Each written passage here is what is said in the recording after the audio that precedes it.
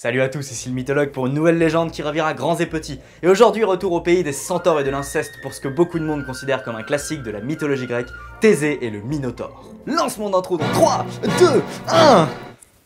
C'est parti.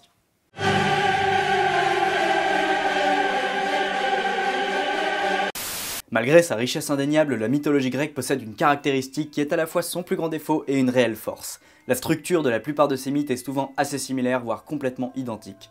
Que je vous parle de Persée et de la Méduse, de Bellérophon et de la Chimère, l'histoire est, à quelques nuances près, toujours la même. Un héros au cœur pur va combattre des monstres, une fille est impliquée et surtout les dieux interviennent. Les variantes se font en général dans la subtilité du rôle de chacun, donnant donc à chaque personnage un trait qui lui est propre. Cependant, certains mythes en pâtissent par une trame faible ou des personnages unidimensionnels.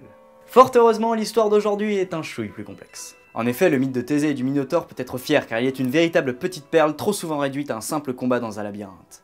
Par ses personnages à plusieurs faces et ses nombreux actes de narration, il s'impose comme l'une des meilleures légendes des dieux olympiens, voire une des meilleures en général. L'histoire se déroule sur plusieurs temps, puisque le combat que tout le monde attend ne peut s'expliquer sans un petit peu de trame de fond.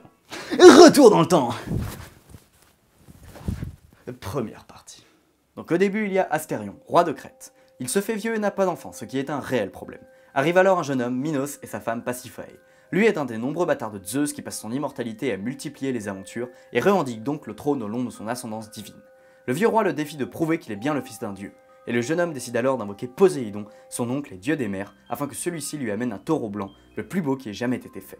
Minos promet donc de le sacrifier une fois le trône acquis. Le dieu accède à la faveur de son neveu et fait apparaître sur la plage un taureau blanc, dont la beauté dépasse l'imagination. Mais là où il y a les dieux, le malheur n'est jamais loin. En effet, Minos, par orgueil, désire garder le taureau et tue à la place une bête quelconque. Poséidon, furieux, décide alors de le punir.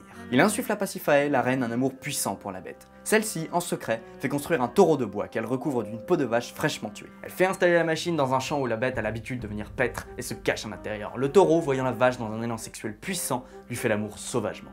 Oui, vous avez bien entendu. La petite affaire aurait pu rester impunie si, quelques temps plus tard, le roi ne voyait pas sa femme accoucher d'un enfant qu'il soupçonne comme étant issu d'un adultère.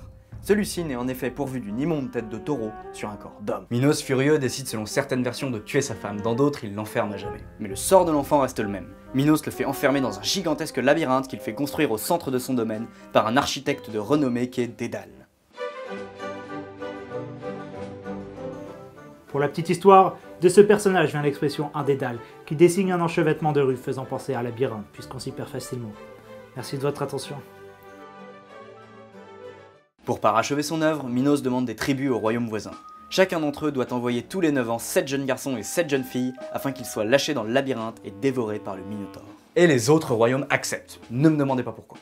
14 jeunes gens par royaume disparaissent ainsi par décennies et les rois des villes grecques ne savent pas quoi faire avec leurs forces militaires qui dépassent largement celles de la Crète. Arrive alors Thésée, fils du roi Égée d'Athènes, qui en a assez de cette boucherie et qui décide de partir avec la prochaine cargaison pour tuer le Minotaure de ses mains. Il embarque avec les 13 autres compagnons pour l'île maudite. Mais pas sans mettre au point un code avec son père. S'il revient triomphant, il devra lever une voile blanche sur le bateau, et s'il ne revient pas, l'équipage devra lever une voile noire.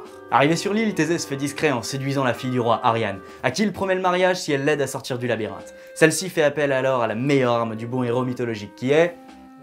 les dieux ? Non, la triche. Elle lui donne un fil de tissu qu'il doit dérouler derrière lui dans le labyrinthe afin de pouvoir retrouver son chemin une fois le monstre vaincu. Saviez-vous que c'est de là que vient l'expression fil d'Ariane qui désigne une trame directrice quelconque? Cela peut autant se rapprocher d'une histoire qu'un objectif ou d'un sujet de conversation. C'est bon? Fini? Non, c'est aussi de là que vient l'expression chercher le fil ou perdre le fil. C'est tout pour moi. Dans le labyrinthe, notre héros déroule son tissu et avance prudemment. Soudain surgit devant lui le Minotaure, gigantesque, furieux et surtout affamé. Thésée, prenant son courage à deux mains, affronte le monstre dans un combat titanesque entre l'homme et la bête. Après une longue lutte, Thésée remporte finalement la victoire et achève le monstre. Ainsi victorieux, Thésée désire rentrer chez lui, mais doit emporter Ariane pour l'épouser, sinon Minos ferait la guerre à toutes les autres nations. Mais Thésée nous révèle une fois encore sa bravoure et son astuce, puisqu'il se débarrasse vite fait de la dame en la larguant sur une île déserte sur le retour. Celle-ci s'en sort bien au final, puisqu'elle est récupérée par Dionysos, dieu du vin, qui en fait une de ses concubines. C'est comme un gigantesque cercle sans fin de viol interespèces, en fait. Et les erreurs de Thésée ne s'arrêtent pas là, puisque tout fier de sa victoire, il oublie de mettre la voile blanche à son retour et l'équipage conserve la voile noire suspendue. Le roi, voyant le navire approcher, croit avoir perdu son fils si parfait et décide de se jeter du haut des remparts dans la mer. Saviez-vous que la mer Égée, qui borde Athènes, tire son merveilleux? L'histoire de Thésée ne s'arrête pas là, il est le héros d'autres aventures antérieures et postérieures. Mais celle-ci restera définitivement sa plus connue, et celle à laquelle il est à jamais associé. Et ce pour plusieurs raisons. Tout d'abord, elle est la seule où on suit à proprement parler le destin d'un héros grec, qui combat un monstre et sauve un royaume. Les autres légendes traitant du personnage sont plus axées sur son accession au titre de prince athénien ou, à l'opposé, sur sa régence en tant que roi successeur de son père. Mais c'est surtout le mythe lui-même qui a fait sa renommée, car derrière un discours plutôt simple, il cache en fait une analyse subtile et profonde de l'homme et de son animalité.